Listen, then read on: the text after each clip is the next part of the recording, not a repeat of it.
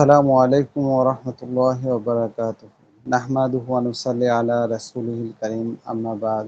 আউযু বিল্লাহি মিনাশ শাইতানির রাজীম। বিসমিল্লাহির রহমানির রহিম।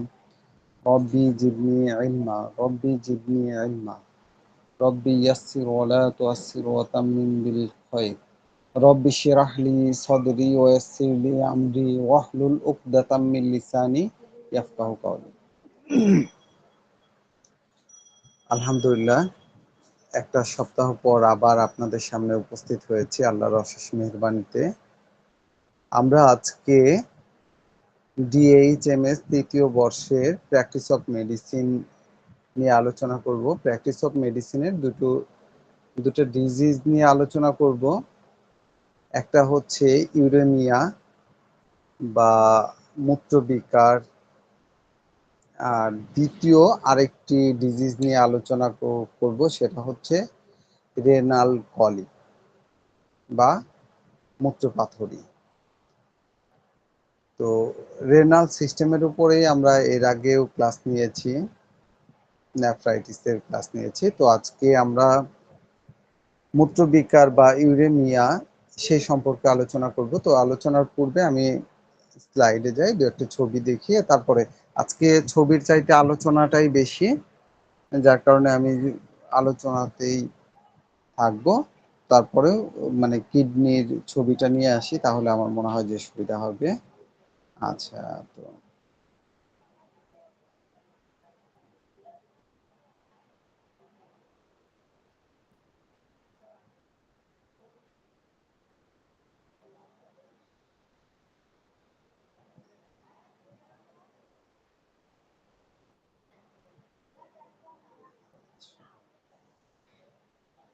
সরাসরি, আচ্ছা, এই একটা কিডনির ছবি, এখানে কিডনি কাটা সেশন করা ছবি আছে।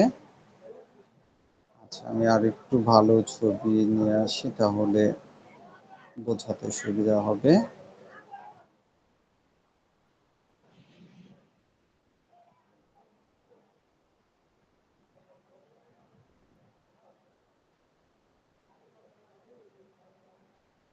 এই ছবিটা দিয়ে,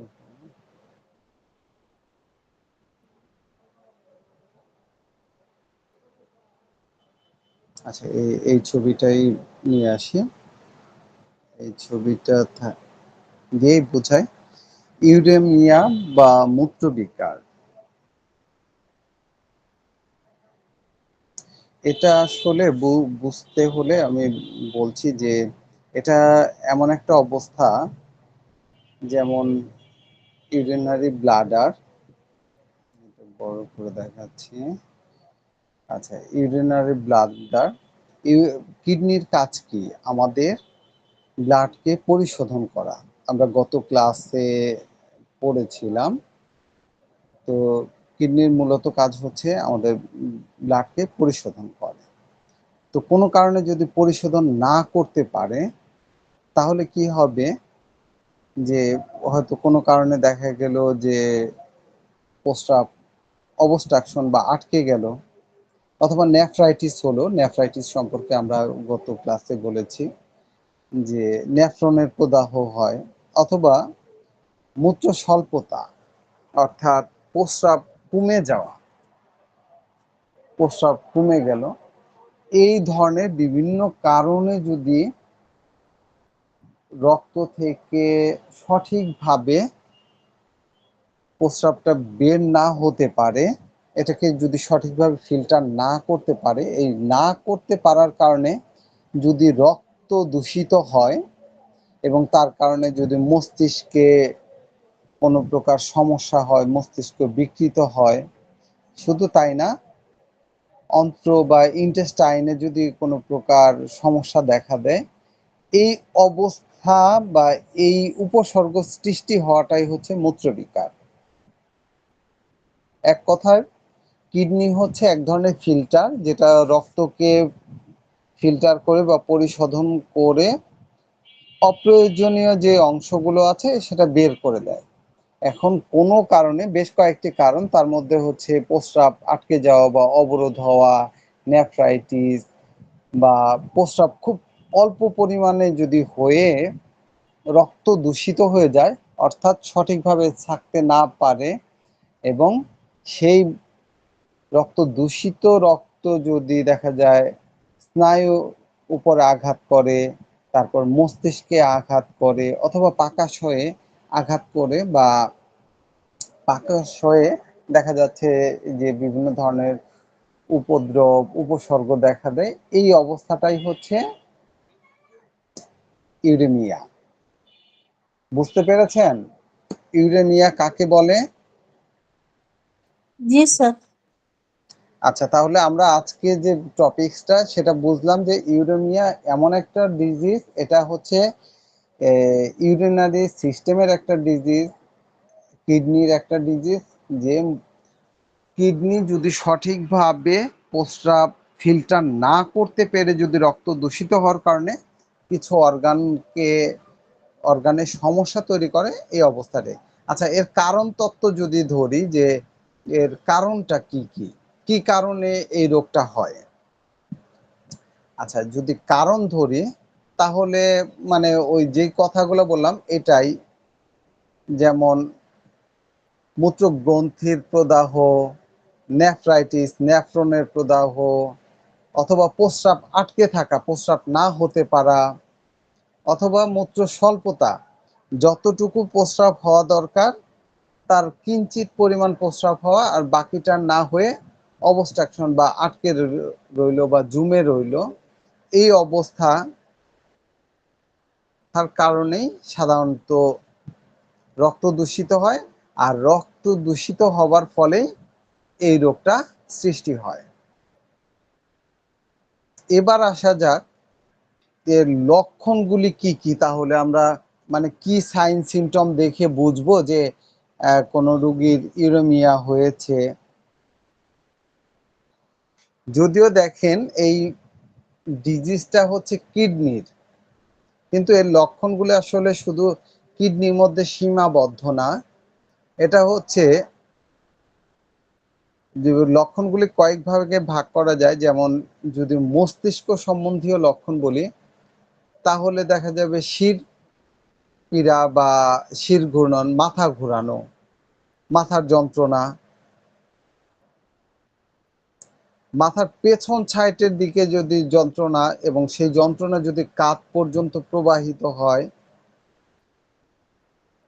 পীড়ার আক্রমণের পূর্বেই দেখা দেয় মনে করেন অনিদ্রা, অস্থিরতা, ঘন ঘন মূর্ছা যাওয়া বা অচেতন ভাব হয়ে যাওয়া,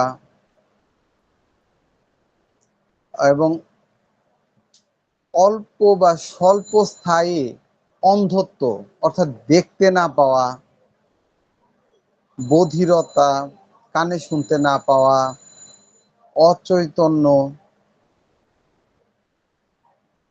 এবং অনেক সময় এই অচৈতন্য হয়ে রুগী প্রলাপ বকে, এমন যে উল্টাপাল্টা কথা বলতে থাকা, উগ্র হয়ে যাওয়া, মেজাজ উগ্র হয়ে যাওয়া, আক্ষেপ, ধীরে ধীরে অচেতন অবস্থা হয়ে যাওয়া, এবং গাত্রে কুণ্ডায়ন, অর্থাৎ কুণ্ডায়ন হচ্ছে যে চুলকানি বা মুখমণ্ডল মলিন হয়ে যাওয়া, নারী দ্রুত মানে খুব দ্রুত আপনার নারী দেখা যাবে, এবং রোগীর দেহে এবং সজ্জায় এক প্রকার প্রস্রাবের গন্ধ পাওয়া যাবে।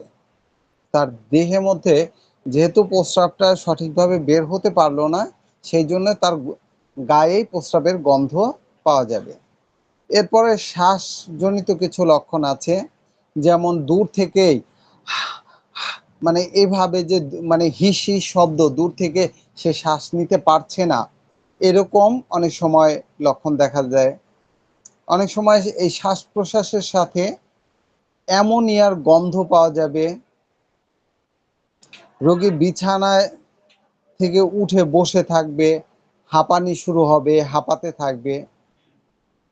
এরপরে যদি ইন্টেস্টাইনের লক্ষণ বা অন্ত্র বা পাকাশয়ের লক্ষণের কথা বলি, তাহলে প্রবল বমন ইচ্ছা, অর্থাৎ বমি হচ্ছে অথবা বমি বমি ভাব, এই লক্ষণগুলি তার মাঝে দেখা যেতে পারে। এবং অনেক সময় উদারাময় দেখা যেতে পারে, যে তরল মল অথবা পাতলা পায়খানা, এমন অবস্থাও দেখা যেতে পারে।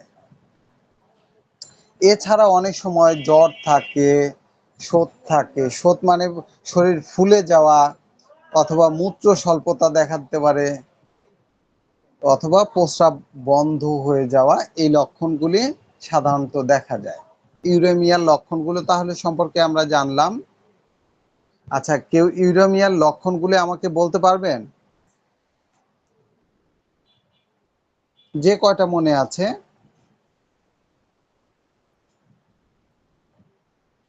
কি কি লক্ষণ, সাইন সিমটম আমরা দেখতে পাবো? স্যার, ইউরেনিয়ামের লক্ষণগুলো হচ্ছে যে, হ্যাঁ বলেন। হ্যাঁ, ইউরেনিয়ামের লক্ষণগুলো হচ্ছে যে তাদের মানে কি বলে, ঘন ঘন তাদের একটা মূর্ছা ভাব যাবে, মানে অজ্ঞান হয়ে যাবে। তাদের অস্থিরতা থাকবে, অনিদ্রা থাকবে, তারপরে বধিরতা থাকবে। তারপরে শ্বাসকষ্ট যখন হবে তখন হিস হিস করে মানে শব্দ করবে। তাদের শ্বাস প্রশ্বাসে একটা ইউরেনিয়ামের গন্ধ থাকবে। এমনকি তাদের মানে বিছানায় এই গন্ধটা থাকে এবং হাঁপাতে থাকে। তারপরে তাদের প্রবল মানে বমি হয় এবং বমি করার ইচ্ছা থাকে। এইরকম, এটাই মনে হচ্ছে। আর তাদের মানে ডাইজেস্টিং সিস্টেমে একটু গোলযোগ থাকবে। এই তো, ধন্যবাদ স্যার। জি, খুব সুন্দর বলেছেন আপনি। মানে একবার শুনেই খুব সুন্দর বলেছেন। তো আমরা যে সাইন সিমটম গুলা দেখলাম, তো এই সাইন সিমটম গুলো তার মাঝে আমরা খুঁজে পাবো। এবার ভাবি ফল, মানে একটা রোগ নিয়ে যখন আমরা প্র্যাকটিস অফ মেডিসিনে পড়ি, তখন কিন্তু রোগের সংজ্ঞা, কারণ, উৎস, সাইন সিমটম, ভাবি ফল, চিকিৎসা, মেডিসিন, করণীয়, বর্জনীয়, এই সমস্ত কিছুই কিন্তু এর অন্তর্ভুক্ত। একটা ডিজিজ নিয়ে যখন আলোচনা করব, তো আমরা এখন ভাবি ফল নিয়ে করব যে এই রোগটা আসলে কতটুকু মারাত্মক বা কতটুকু মারাত্মক না, সেটা সম্পর্কে জানি। যে এর ভাবি ফল, এটা প্রথমে কিন্তু সুপ্ত অবস্থায় থাকে। অর্থাৎ সুপ্ত অবস্থা কি, মানুষের মধ্যে প্রাইমারি অবস্থায় বা লুকানো অবস্থায় থাকে। তো তরুণ পীড়া অথবা এরকম লুকানো অবস্থা যদি থাকে, সুপ্ত অবস্থা, তাহলে সেটা খুব বেশি যে মারাত্মক কিছু তা না। এটা যদি সঠিকভাবে আপনার চিকিৎসা করা যায়, তাহলে রোগী ভালো হয়ে যাবে। কিন্তু যদি বহু কাল বা দীর্ঘস্থায়ী হয়, তাহলে সেই ক্ষেত্রে আমাদের অনেক বড় সমস্যা হতে পারে। যেমন মেনিনজাইটিস হতে পারে। মেনিনজাইটিস বা মস্তিষ্কের আবরণী ঝিল্লি, এইখানে প্রদাহ হতে পারে, যার কারণে ব্রেনে সমস্যা হয়ে যেতে পারে। প্লুরিসি, প্লুরা কাকে বলে, যে লাংসের যে আবরণ আছে এটাকে বলা হয় প্লুরা। তো প্লুরিসি এখানে আপনার এফেক্ট হতে পারে ওই ইসের কারণে, ইউরেমিয়ার কারণে। এরপরে হচ্ছে পেরিকার্ডাইটিস। পেরিকার্ডিয়াম হচ্ছে হার্টের আবরণ। তো সেখানে আপনার হার্টের আবরণে আপনার প্রদাহ হতে পারে, পেরিকার্ডাইটিস। অ্যান্ডোকার্ডাইটিস, অ্যান্ড্রোমেট্রিয়াম, মায়োমেট্রিয়াম, বিশেষ করে মহিলাদের জরায়ুর ভিতরে যে আপনার একটা স্তর এন্ডোকার্ডিয়াম, সেখানে প্রদাহ হতে পারে। এটা হচ্ছে এন্ডোকার্ডাইটিস।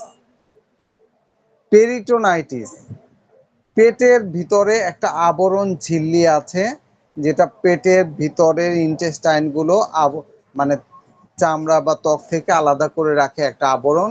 এটা হচ্ছে পেরিটোনিয়াম। এই পেরিটোনিয়ামের মধ্যে প্রদাহ হতে পারে। তো এই পেরিটোনিয়ামের প্রদাহ আক্রান্ত হতে পারে। তো এই সমস্ত কিছু কিন্তু জটিল অবস্থা। এমনকি রোগী যদি আরো মানে সংকটাপূর্ণ হয়, তাহলে এই রোগী মারা যেতে পারে। তার মানে এই রোগটা বেশ জটিল অবস্থা। যদি প্রাথমিক অবস্থায় দেখা যাচ্ছে যে চিকিৎসা করা যায়, তাহলে রোগী ভালো হয়ে যাবে। কিন্তু এটা যদি ক্রনিক অবস্থা হয় এবং পাশাপাশি অন্যান্য অর্গানকে এফেক্ট করে, তাহলে কিন্তু রোগীর মৃত্যুর ঝুঁকি রয়েছে। আচ্ছা, সাধারণত এই চিকিৎসায় আমাদের প্রাথমিক অবস্থায় আমাদের কাছে আসে না। সাধারণত অ্যালোপ্যাথিক চিকিৎসা যখন ব্যর্থ হয়ে যায়, তখনই আমাদের কাছে আসে। আর সেই অবস্থায় সাধারণত কিডনি বিকল হয়ে যায়, মূত্রগ্রন্থি মানে অকার্যকর হয়ে যায়। সেই অবস্থায় আসলে এটার চিকিৎসা করা অনেকটা দুঃসাধ্য ব্যাপার হয়ে দাঁড়ায়। তো সেই ক্ষেত্রে আমরা হয়তো চিকিৎসা দিয়ে কিছুটা সাপোর্ট দিতে পারবো, কিন্তু অনেক সময়ই রোগীর মৃত্যু ঠেকানো বা মানে পরিপূর্ণভাবে সারিয়ে তোলা আমাদের জন্য কঠিন হয়ে যায়। আমরা যখন চিকিৎসা করতে যাব, আমি চিকিৎসার বিষয়ে বলতেছি এই রোগীর, কিন্তু আমাদের কাছে যদি প্রাথমিক অবস্থায় আসে এবং প্রাথমিক লক্ষণগুলি থাকে, তাহলে আমরা চিকিৎসা করে ভালো সাকসেসফুল হতে পারবো, সাকসেস দেখাতে পারবো, রোগী ভালো হয়ে যাবে, সুস্থ হবে, অন্য রোগী রেফার করবে, আসবে। কিন্তু অধিকাংশ ক্ষেত্রেই দেখা যায় যে যখন একেবারে খারাপ অবস্থায় অ্যালোপ্যাথিক চিকিৎসা করে সমস্ত চিকিৎসা ফেল, সেই অবস্থায় যখন আসে, আমরা এই কাজটা করব না যে চিকিৎসায় আসছে, অ্যালোপ্যাথি বলছে যে আর চিকিৎসা নেই, বাড়ি নিয়ে যান। তো তখন যদি আমাদের কাছে আসে, আমরা বলবো না যে না, আপনার চিকিৎসা করব না। তবে রুগী বা রুগীর আত্মীয় স্বজন বা গার্ডিয়ান, তাদেরকে অবশ্যই এই কথাটা বলে নেওয়া উচিত বা বোঝানো উচিত যে রুগীর অবস্থা খুব ভালো না, আমরা চিকিৎসা করব, যদি আল্লাহ তার হায়াত দেয় তাহলে বেঁচে থাকবে, আর না হলে অন্তত চিকিৎসা করলে তার কষ্টটা দূর হবে, সে যতদিন বেঁচে থাকবে একটু ভালো থাকবে, সুস্থ থাকবে। এর অর্থ এই না যে আমরা চিকিৎসা করলেই রোগীটা ভালো হয়ে যাবে বা মানে পরিপূর্ণভাবে আমরা আমরা যখন বুঝতে পারবো তখন এই কথাগুলো বলে দেব। মানে কখনোই লুকোচুরি না, এই কথা অনেকেই বলে ইনশাল্লাহ 100% গ্যারান্টি দিয়ে রোগী ভালো হবে, অমক হবে। কিন্তু এই কথাগুলো হচ্ছে যারা গ্যারান্টি দিয়ে চিকিৎসা করে, এরা মেডিকেল ইথিক্স বিরোধী কথা বলে। মেডিকেল ইথিক্স বা মেডিকেল যে নিয়ম নীতি আছে, সেই ক্ষেত্রে কোনো অবস্থায় কোনো রুগীকেই আপনি গ্যারান্টি দিতে পারবেন না। আপনি গ্যারান্টি দেওয়ার কে? ভালো করার মালিক আল্লাহ এবং অসুস্থ করার মালিক হচ্ছেন আল্লাহ। যদি এই রুগীগুলা এরকম অবস্থায় আসে, আমরা চেষ্টা করব আমাদের সাধ্যমতো চিকিৎসা করার, কিন্তু রুগীকে বা রুগীর যে লোকজন বা গার্ডিয়ান বা অন্য কেউ থাকবে, তাদেরকে বিষয়টা সুন্দর করে বুঝিয়ে তারপর চিকিৎসা করবেন। তাতে আরেকটা কাজ হতে পারে, কোনো কারণে যদি রুগী মারা যায়, আপনি ব্লেম যাতে না আসে, অথবা আপনার কেস করে দিল বা অন্য কোনো সমস্যা হলো, আপনি যদি জানিয়ে দেন, তাহলে অন্তত রুগীর গার্ডিয়ানরা জানবে যে না, তার অবস্থা ভালো নয়, এর মাঝে চিকিৎসা করে যতটুকু ভালো হয় বা যতটুকু ভালো রাখা যায়, যতটুকু সুস্থ রাখা যায়, যতটুকু তাকে কষ্ট কম দেয়া যায় বা মানে তাকে লংজিভিটিটা বাড়ানো যায়। খুব দ্রুত হয়তো মারা যেত, চিকিৎসা করলে আরো কিছুদিন বেঁচে থাকলো বা তার হায়াতটা আরেকটু বাড়লো। এই অবস্থাগুলো অবশ্যই রোগীর গার্ডিয়ানকে বলে দিতে হবে। এরপরে খাবারের দিকে যদি আসে, এই ধরনের রোগীর ক্ষেত্রে অবশ্যই সহজ পাচ্য খাবার খেতে হবে। কোনো উগ্র খাবার খাওয়া যাবে না, মদ, অ্যালকোহল, কোনো প্রকার বিড়ি, সিগারেট বা যে কোনো ধরনের নেশা জাতীয় দ্রব্য একেবারে নিষেধ। এই ধরনের রুগীদের বেড রেস্ট দিতে হবে, খুব বেশি পরিশ্রম করা যাবে না। আবার মনে করলাম কিডনি রুগী, ব্যাস 10 লিটার করে পানি খেতে বলি, সেটা করলে ভুল হবে। আবার একদম পানি যদি না খায় তাহলেও ভুল হবে। এই রোগীদের হাইট, উচ্চতা, তাদের বডি কনস্ট্রাকশনের উপরে নির্ভর করে 2 থেকে 3 লিটার এর মাঝে তাদেরকে পানি খেতে হবে। একটা সুনির্দিষ্ট, তার প্রস্রাব আসলে কতটুকু হচ্ছে, যদি প্রস্রাব হচ্ছে না, আপনি বেশি পানি খেতে দেন, শরীর ফুলে যাবে বা আরো সমস্যা বাড়বে। আবার মনে করেন যে একদম প্রস্রাব না হয়, পানি যদি না খায়, তাহলে আবার কিডনি ফেলিওর হয়ে রোগী মারা যেতে পারে। সেই জন্য একটা নির্দিষ্ট পরিমাণে উগ্র খাবার, অধিক মশলাযুক্ত খাবার, উগ্র মেডিসিন, এগুলি সমস্ত কিছুই বিরত থাকতে হবে। খুব সহজে হজম হয়, পুষ্টিকর তবে খুব সহজে হজম হয় এমন খাবার খেতে দিতে হবে। এবার যদি আমি মেডিসিনের কথায় আসি যে এই রুগীকে আমরা কি মেডিসিন দিব? আমাদের একটা কথা জেনে রাখা উচিত, আমরা যখন কোনো রুগীতে ফিজিওলজিক্যাল চেঞ্জ অর্থাৎ রুগীর মাঝে যদি দেখা যায় যে কোনো প্রকার মানে চেঞ্জ আসছে যেটা প্যাথোলজিক্যাল চেঞ্জ, তাহলে অবশ্যই নিম্ন শক্তিগুলো ব্যবহার করবেন। উচ্চ শক্তিতে অনেক সময় হিতে বিপরীত বা ক্ষতি হয়। হ্যাঁ, উচ্চ শক্তি কিছু কিছু ক্ষেত্রে ব্যবহার করা যায়। সেই বিষয়ে যদি আপনার পরিপূর্ণ ধারণা থাকে, খুব ভালো আপনি মেডিসিনের প্রতি ভালো ধারণা রাখেন, তাহলে দিবেন। না হলে নিম্ন শক্তিগুলাই এই ধরনের রোগীর জন্য ভালো। যেমন 3x, 6, 12, 30 বা সর্বোচ্চ 200 পর্যন্ত যেতে পারেন। কিন্তু আসলো একেবারে 10m দিয়ে দিলেন, 50m, সিএম দিয়ে দিলেন, এই কাজটা করবেন না। আপনি যদি বুঝেন যে হ্যাঁ সিএম দিলে ভালো হবে তাহলে দিতে পারেন, কিন্তু আপনি মানে আন্দাজে এই কাজটা করবেন না। তো সাধারণত এই শক্তিগুলোর কথা বললাম, যেমন টেরিবেনথিনা, এই মেডিসিনটি এই ক্ষেত্রে ভালো কাজ করে। নেফ্রাইটিসের ক্ষেত্রে ভালো কাজ করে, মানে প্রস্রাব যদি আটকে যায় সেই ক্ষেত্রে এটা একটা ভালো মেডিসিন। আয়োডিয়াম, এটা একটা ভালো মেডিসিন যদি রোগী জীর্ণ শীর্ণ হয়, কিন্তু খুব গরম কাতর রোগী, এবং আয়োডিয়ামের অন্যান্য পিপাসা বা ক্ষুধা, ক্ষুধাহীনতা, এই বিষয়গুলো বিবেচনা করে যদি আয়োডিয়ামের সাথে মিলে তাহলে আয়োডিয়াম দিতে পারেন। ল্যাকেসিস দিতে পারেন। ল্যাকেসিসটা একটা ভয়ঙ্কর মেডিসিন, এটা নিম্ন শক্তি দেওয়া যাবে না।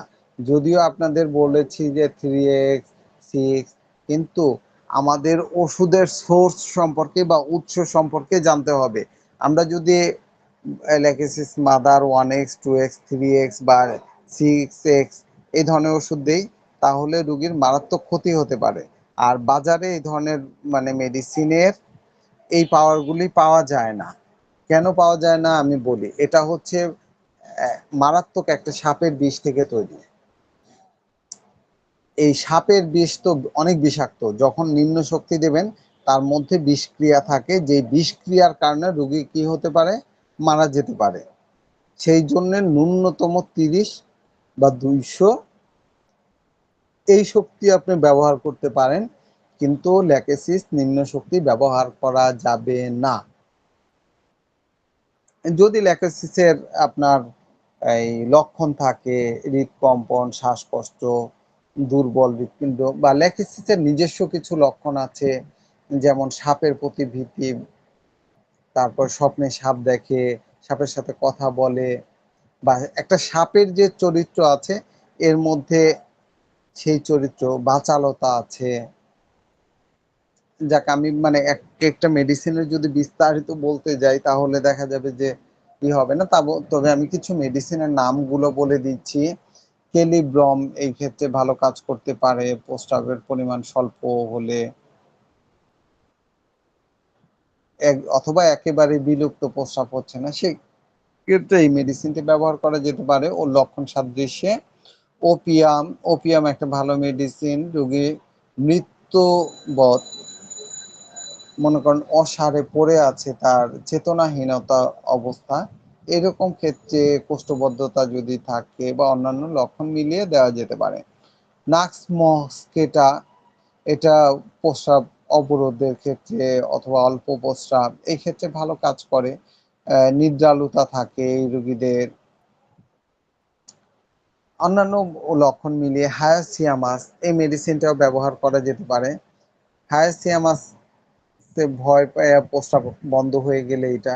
হায়াসিয়ামাসের একটা অন্যতম একটা লক্ষণ আছে, এই রুগীরা সাধারণত তাদের পরনের কাপড় এমনি অন্য কারো সামনে খুলে ফেলে বা লজ্জাস্থান প্রদর্শনের একটা প্রবণতা আছে। মানসিক লক্ষণে তার বেশ কিছু আছে। যাই হোক, এই লক্ষণগুলো অন্যান্য লক্ষণ মিলিয়ে দিবেন। আমি একটা দুইটা লক্ষণ আসলে বলছি। এরপরে হেলিবোরাস মেডিসিনটাও অ্যাপ্লাই করা যেতে পারে। তো টাইফয়েড জ্বর বা অন্যান্য জ্বরের পরে যদি ধরেন এই ধরনের লক্ষণ দেখা দেয়, তাহলে এরপরে ডিজিটালিস ব্যবহার করা যেতে পারে, কুপ্রামেট ব্যবহার করা যেতে পারে, এমন carb, apis mel, belladonna, cantharis, camphor, stramonium, arsenic, aurum triphyllum, cannabis indica, cannabis sativa. Medicine আসলে যদি আপনি রেপার্টরি দেখেন বা ম্যাথমেটিকা দেখেন তাহলে অনেক মেডিসিন পাবেন। তো আমি সেই দিকে আর যাচ্ছি না। তো এই হলো একটা ডিজিজের বিষয়ে আমরা কথা বলে ফেললাম। তো আমরা দ্বিতীয়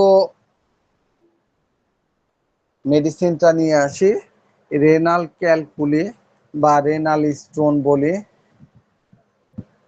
আমরা, কোলিলিথিয়াসিসও বলি। এই ডিজিজটা সম্পর্কে এখন আমরা বলবো। রেনাল শব্দের অর্থ কি? রেনাল শব্দের অর্থ কিডনি। কলি, তারপর স্টোন, লিথিয়াসিস, এই শব্দগুলো সবই অর্থ হলো পাথরি, মূত্র পাথরি বা আপনার কিডনি পাথরি সম্পর্কে আমরা এখন পড়ব। দ্বিতীয় যে ডিজিজটা, আসলে কিডনি পাথরিটা কি? কিডনি পাথরিটা কেউ বলতে পারবেন যে কিডনি পাথরিটা কি? স্যার আমাদের ওই যে কিডনি আছে, কিডনির ব্লাডারে মানে একটা ছোট ধরনের একটা জিনিস আটকে যায়, এবং এটা আটকে গেলে মানে বাথরুম হইতে প্রবলেম হয় এবং বিভিন্ন কষ্ট হয়, সেটাকে মূত্রপাথড়ী বলা হয় নর্মালি। আচ্ছা, আর কেউ বলতে পারবেন?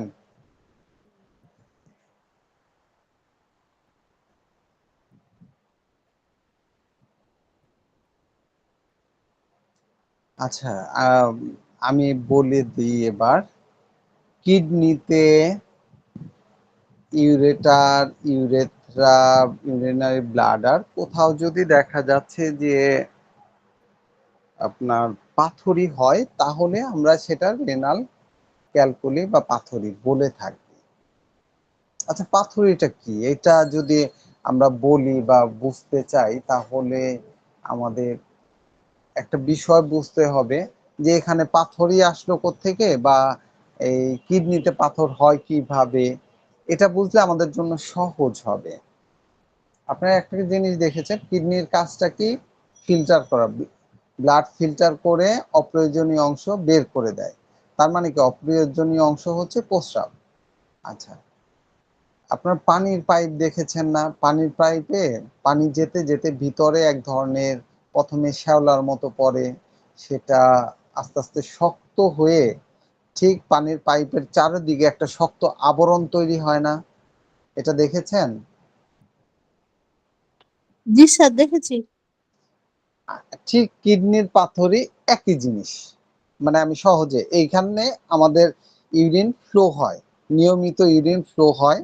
প্রথমে সেখানে সেডিমেন্ট পড়ে, এমনি এই যেতে যেতেই ধরেন যে এখানে মূত্র যেতে যেতেই সেডিমেন্ট, সেডিমেন্ট হচ্ছে যে এক ধরনের, মনে করেন যে লিকুইড না, তো সেমি সলিড, এক ধরনের গাদ আকৃতির জিনিস সেডিমেন্ট। বা আমরা কি তলানি যদি বলি, পানি যেমন মনে করেন যে সিদ্ধ পানি, পানি ফুটালে নিচে এক ধরনের ময়লা জমে না? পানি আমরা যদি ফুটিয়ে রাখি, ভালো পানি, কিন্তু ফুটানোর পর একদম হাড়ির নিচে এক ধরনের তলানি পড়ে, এটা দেখেছেন? জি স্যার, সাদা সাদা। আচ্ছা, সেই সাদা সাদা, এমনকি পানি, যে পানিতে আমরা পাত্রে পানি ফুটাই, এটা যদি নিয়মিত ফুটাই নিচে এক ধরনের আস্তরণ তৈরি হয়। ঠিক এটা, এই ইটাকে বলা হয় সেডিমেন্ট। এটা প্রথমে এরকম সেডিমেন্ট বা পাতলা একটা আবরণ থাকে, এটা আস্তে আস্তে ঘন হতে হতে একটা সময়, একটা পর্যায়ে গিয়ে এটা শক্ত আকার ধারণ করে। এই অবস্থাটাই হচ্ছে মূত্রপাথড়ী। এই শক্ত আকার যখন ধারণ করে, এটা হতে পারে প্রথমে ছোট ছোট বালুকণার মতো, বা তার চেয়েও ছোট ছোট, একেবারে গুড়ি গুড়ি। প্রথমে তো বললাম যে তলানি, এক ধরনের তলানি বা ময়লা, সেই ময়লা থাকতে থাকতে জমতে জমতে সেটা আস্তে আস্তে শক্ত হয়। এই শক্ত হয়ে প্রথমে ছোট ছোট গুড়ি বালির মতো হয়। এটা আস্তে আস্তে ওখানে আরো কিছুদিন থাকতে থাকতে আরো সেডিমেন্ট পড়ে আরো হয়ে এটা আস্তে আস্তে বড় হয়ে তখন বড় পাথরের রূপ নেয়। এবার বুঝতে পারছেন যে এটা আসলে অন্য কোথাও থেকে অন্য কোনো পাথর বা হয় না। এই তলানি বা সেডিমেন্টই একটা সময় ওইখানে জমতে জমতে সেটা শক্ত আকার ধারণ করে। এই শক্ত আকার ধারণ করাটাই হচ্ছে পাথর বা রেনাল স্টোন। ক্লিয়ার? এটা সাধারণত জি কিডনিতে স্যার। হয় বেশি। কিডনি থেকে ছুটে গিয়ে ইউরেটার ওই রাস্তাটা, এই যে এখানে যে রাস্তা আছে ইউরেটার, তারপরে ইউরিনারি ব্লাডারে হয়। অনেক সময় ব্লাডারে যেতে গিয়ে রাস্তা আটকে যায়, তখন ব্লক তৈরি হয়, পেইন হয়, কিডনি ফুলে যায়, এই শরীর ফুলে যায়, ব্যথা হয়, এরকম অবস্থা তৈরি হয়। এটা প্রথমে ক্ষুদ্র ক্ষুদ্র থাকে, তখন পানি খেলে পানির ওই যে ফ্লোতে অনেক সময় অনেক কিডনি বের হয়েও যায় যারা পানি প্রচুর পরিমাণে পানি খায়। আর এটা হওয়ার আরেকটা কারণ যদি বলি, যে যে সমস্ত লোকরা মানে খুব অলস প্রকৃতির জীবনযাপন করে, অথবা অনেক দিন বেড রেস্টে থাকে, বিছানায় থাকে, অথবা খুব বসে বসে বা কাজ করে, বা যাদের নড়াচড়া কম, বা অন্য কোনো ডিজিজে আক্রান্ত হলে তাদের এই ফ্লোটা কমে গিয়ে সাধারণত এরকম হওয়ার সম্ভাবনা বেশি। আরেকটা জিনিস আছে, সেটা যারা প্রচুর পরিমাণে চুন খায়, পানির সাথে চুন খেলো বা অন্য কোনোভাবে, এই চুন গিয়ে ওখানে আপনার এই তলানি বা পাথর তৈরি করতে পারে। প্রথমে তলানি তৈরি করে পরে পাথর তৈরি করতে পারে। চুনটা একটা অন্যতম উপাদান, ক্যালসিয়াম বা চুন, এরপর ফসফেট, অক্সালেট, এই জাতীয় উপাদানগুলো পাথর তৈরি করে। আচ্ছা, তাহলে পাথরই কি আমরা তো এবার বুঝলাম।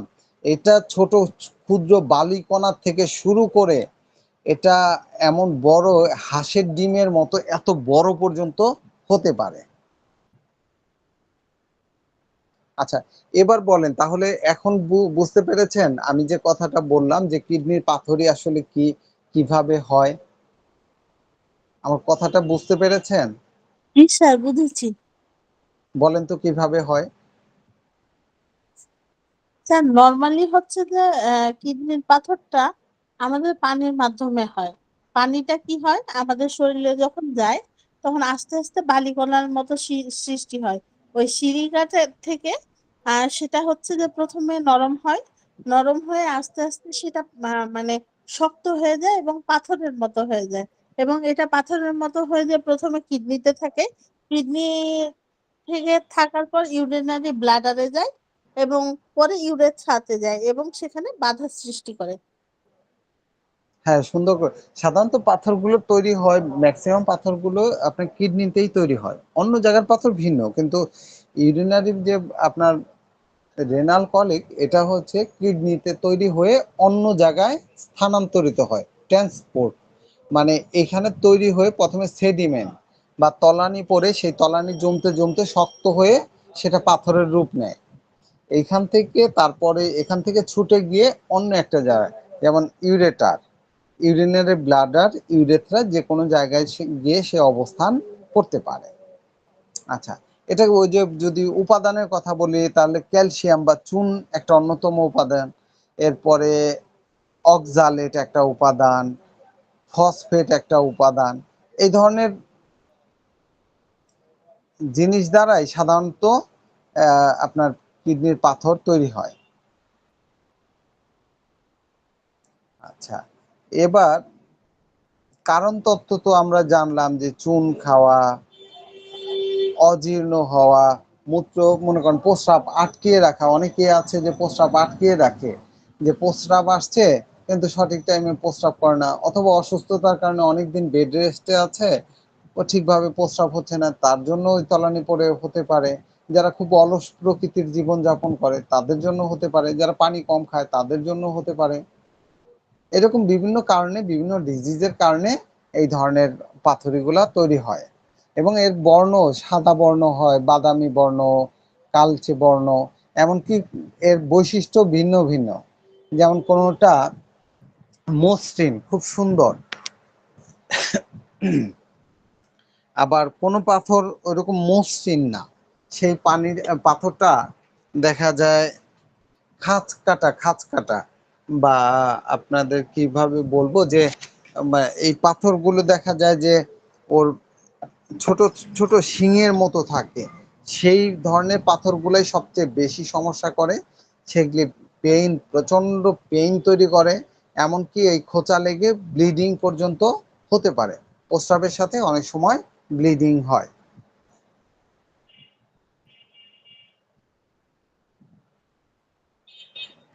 তো এই ব্লিডিং হয়, এদের অবস্থাটা অনেক খারাপ হয়ে যায় এবং এটা বের করাটাও অনেক কঠিন এবং দুঃসাধ্য হয়ে পড়ে।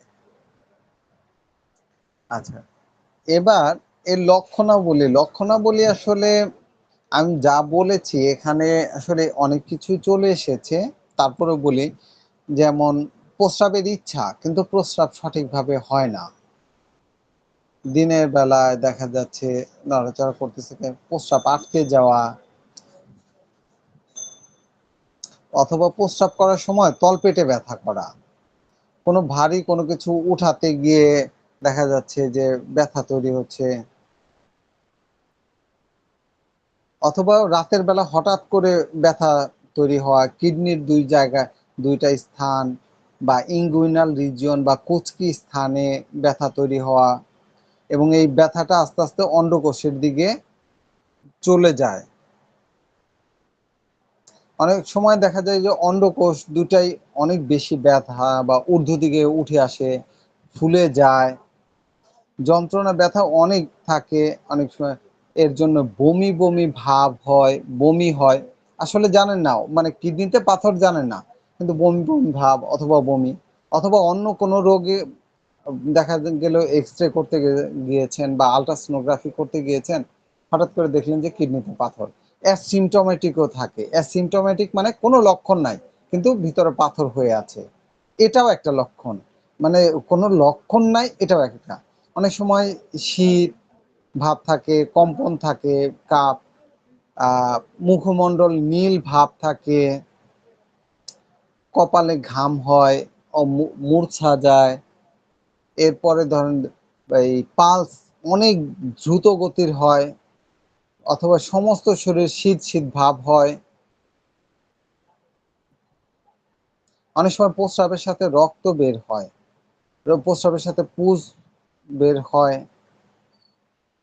এবং অনেক সময় দেখা যায় যে ইউরিক অ্যাসিড বা অনেক সময় ছোট ছোট বালি কণার মতো একটু একটু ওই যে মূত্র পাথরই বের হয়ে আসে, ছোট ছোট একেবারে ছোট ছোট বালি। অথবা অনেক সময় প্রস্রাব আটকে গিয়ে ফোটায় ফোটায় প্রস্রাব হয়। এবং কখনো কখনো জ্বর হয়, এই জ্বরটা এমন যে 103-4 ডিগ্রি পর্যন্ত জ্বর হতে পারে।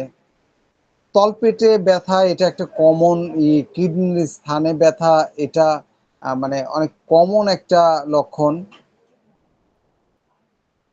আবার অনেক সময় প্রস্রাব আটকে গিয়ে শরীর ফুলে যায়, শরীরে পানি এসে যায়, প্রবল ব্যথা বেদনা দুই পাশেই, ধরেন লাম্বার রিজিয়নে বা কিডনি যেখানে থাকে সেখানে হয়। এরকম অনেক লক্ষণ আছে। মানে অনেক সময় টয়লেট করতে গিয়েও অসুবিধা হয়, যাকে এই লক্ষণগুলো তার মাঝে দেখতে পাওয়া যায়।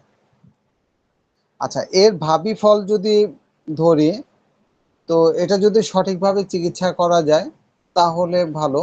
এবং এই ক্ষেত্রে আমাদের হোমিওপ্যাথিক সাকসেস অনেক ভালো, যে রেনাল ক্যালকুলাসের ক্ষেত্রে আমরা যদি লক্ষণ অনুসারে খুব ভালো মেডিসিন দিতে পারি লক্ষণ বুঝে, তাহলে অনেক রুগী ভালো হয়েছে এবং পাথর বের হয়েছে। এরকম আমরা দেখেছি, আমরা চিকিৎসা করে দেখেছি যে হ্যাঁ, পাথরই বের হয়ে আসে, এমন রুগী পেয়েছি। ভাবি ফল, তবে হ্যাঁ, অনেক বেশি বড় হয়ে গেলে তখন কিন্তু বের করাটা কঠিন। তখন অনেক সময় আমাদের মেডিসিনের আওতার বাইরে চলে যায়, সার্জারির প্রয়োজন হয়। আপনারা অবশ্যই বুঝে দেখে ভালো করে টেস্ট করে তারপরে নিশ্চিত হয়ে করবেন। একটা জিনিস জেনে রাখবেন যে ইউরেটার বা ইউরেথ্রার সর্বোচ্চ ডায়ামিটার হচ্ছে 6 মিলিমিটার। এখন আপনার কাছে একটা পাথরের রোগী আসলো, সেটা হচ্ছে যে আপনার ধরেন যে কত 14 বা 15 মিলিমিটার বা 16 মিলিমিটার, সেই রুগী কি মেডিসিন দিলে ভালো হয়ে যাবে? না স্যার। অবশ্যই জানা থাকা দরকার, বোঝা দরকার যে এই সব কিডনির রুগীকে আমরা মেডিসিন দিলেই কি পাথর বের হয়ে যাবে, গলে যাবে, অমুক হবে, এই ধরনের যে কথা বলে, এই কথাটা আসলে ভুল। আমাদের মেডিসিনের আওতার মধ্যে থাকলে আমরা মেডিসিন দিলে ভালো হবে, এর সাকসেস রেট ভালো। তারপরে জেনে রাখতে হবে যে এটা যদি আমাদের মেডিসিনের আওতার বাইরে চলে যায়, সেই ক্ষেত্রে সার্জারি করা লাগতে পারে। মানে অন্ধভাবে আমরা এই কথাটা বলবো না বা এই কাজটা করব না যে যে কোনো রুগী আসলো আমরা মেডিসিন দিলাম আর রুগী ভালো হয়ে গেল, এটা কখনোই কোনো অবস্থাতেই আমরা বলবো না। দুর্ঘটনা ঘটতে পারে, রোগীর মৃত্যু হতে পারে যদি সঠিক চিকিৎসা না হয়, প্রস্রাব আটকে গিয়ে বা দেরি হয়, তাহলে এই ধরনের সমস্যা হতে পারে। তবে আমাদের এই বিশেষ করে আপনার রেনাল ক্যালকুলাসের ক্ষেত্রে আমাদের ট্রিটমেন্টে অনেক ভালো সাকসেস দেখাতে পারে যদি ভালো করে এই বিষয় নিয়ে ভালো পড়ালেখা করেন, সঠিক ওষুধ নির্বাচন করে ওষুধ দিতে পারেন, আর রুগী যদি আপনার কথা মতো চলে। তবে এই ক্ষেত্রে প্রচুর পানি খেতে হয়। এই ধরনের রোগীর ক্ষেত্রে পানির ফ্লোটা যদি বেশি থাকে, আপনি বেশি পরিমাণ, তাহলে পাথরটা এগিয়ে আসতে বা বের হতে অনেক সহযোগিতা হয়। এবার আসা যাক আনুষ্ঠানিক পথ্যাপথ্য। তো আমি যা বলেছি আগের মতোই যে মানে পুষ্টিকর সহজ পাচ্য খাবার খেতে হবে, উগ্র খাবার পরিহার করতে হবে, সে কথা আর না বাড়িয়ে আমি কিছু মেডিসিনের কথা বলি। যেমন খুব কমন একটা মেডিসিন বারবারিস ভুলগারিস, এই মেডিসিনটা সবাই দিয়ে থাকে, এটা মাদার 3x6 এমনি নিম্ন শক্তি ব্যবহার হয়ে থাকে। এই মেডিসিনটা খুব ভালো কাজ করে এবং খুব ভালো রেজাল্ট পাওয়া যায়। অনেকে চোখ বন্ধ করে দেয়, তারপরে আমি বলবো যে লক্ষণ মিলিয়ে ওষুধটা দেওয়া উচিত। এবং এটা শুধু কিডনি পাথরই না, আপনার গল ব্লাডারের পাথর থাকলে সেই ক্ষেত্রেও এটা এই মেডিসিনটা ভালো কাজ করে। এরপরে আরো কিছু মেডিসিন যেমন ক্যালকেরিয়া কার্ব, যদি মোটা থলথলে রোগী হয় বা ক্যালসিয়াম জনিত যদি দেখা যাচ্ছে যে পাথরটা ক্যালসিয়াম জাতীয়, সেই ক্ষেত্রে ভালো কাজ করতে পারে। অ্যাপিসমেল ভালো কাজ করতে পারে, শরীর ফুলে গেল, জ্বালা যন্ত্রণা, ফুলফুটানো ব্যথা এরকম থাকলে। আর্জেন্টন নাইট্রিকাম থাকতে পারে, যে রোগীরা মিষ্টি পছন্দ করে, সবকিছু তাড়াহুড়া করে। ক্যান্থারিস মেডিসিনটা ভালো কাজ করে, ভালো রেজাল্ট পাওয়া যায় যদি প্রস্রাবে জ্বালা পোড়া থাকে এবং ক্যান্থারিসের মতো ওই যে আগুনে পুড়ে ফেলছে প্রস্রাবে এরকম জ্বালা পোড়া থাকে। অন্যান্য লক্ষণ মিলিয়ে সারসাপ্যারিলা একটা ভালো মেডিসিন, প্যারিরা ব্রাভা এটা একটা ভালো মেডিসিন,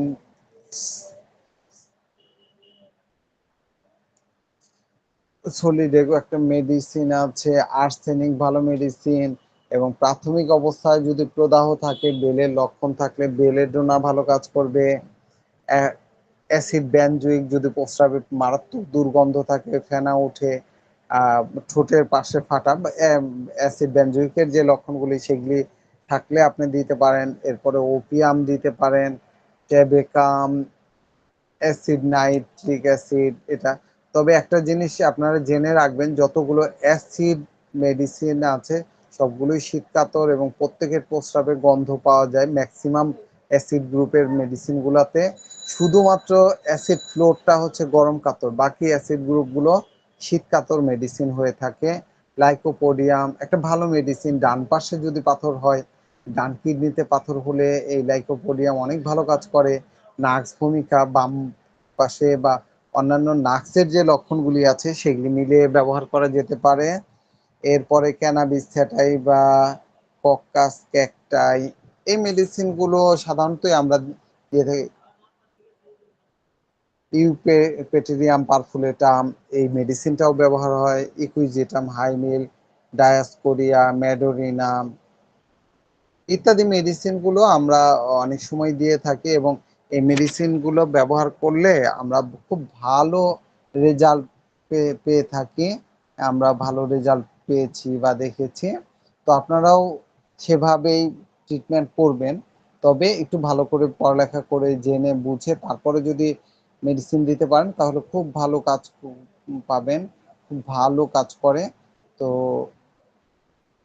এই এবার বুঝতে পেরেছেন? ম্যানেজমেন্ট বা অন্যান্যই এগুলো একই রকম। এর আগে যা বলেছি সেরকমই। আচ্ছা, এবার স্যার। বলতে পারবেন, বুঝতে পেরেছেন? জি স্যার, বুঝতে পেরেছি। আচ্ছা, কোনো প্রশ্ন আছে? স্যার, আমার একটা প্রশ্ন আছে। স্যার, এটা বললেন যে 6 সেন্টিমিটারের উপরে চলে গেলে কিডনিতে আর মানে সেটা অপারেশন ছাড়া সম্ভব না। এটা কি বললেন? আমি বুঝতে পারি নাই। আচ্ছা, হ্যাঁ, আমি তাই বলেছি। এটা কোনো ক্ষেত্রে আপনার ইসের যে ডায়ামিটার আছে সেজন্য আসলে অ্যানাটমিটা ভালো জানতে হয়। ইউরেটার, ইউরেথ্রা, এই যে আপনার দেখেন যে পাইপ, এই যে একটা পাইপের মতো আছে না কিডনি থেকে বেরোচ্ছে, এটা হচ্ছে ইউরেটার। নিচে আছে ইউরেথ্রা। এর সর্বোচ্চ ডায়ামিটার হচ্ছে 6 মিলিমিটার বা কোথাও আরো কম হয়।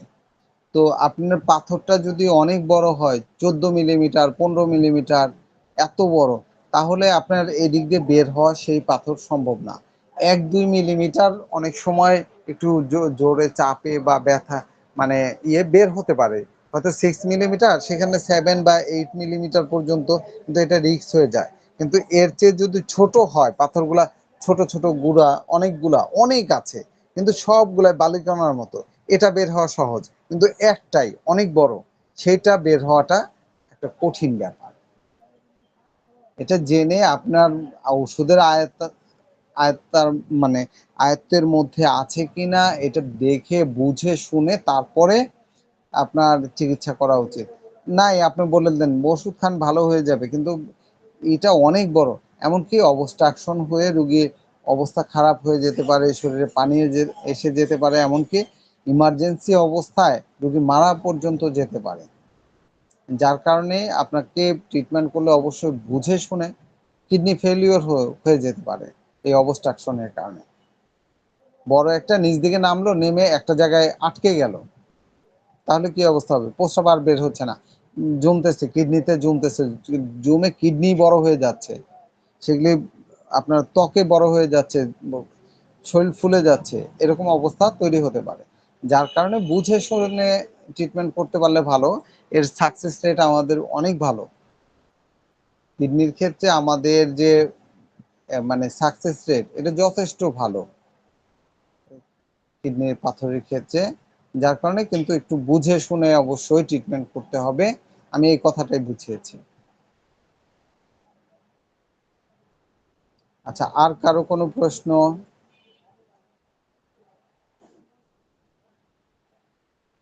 আর কোনো প্রশ্ন আছে?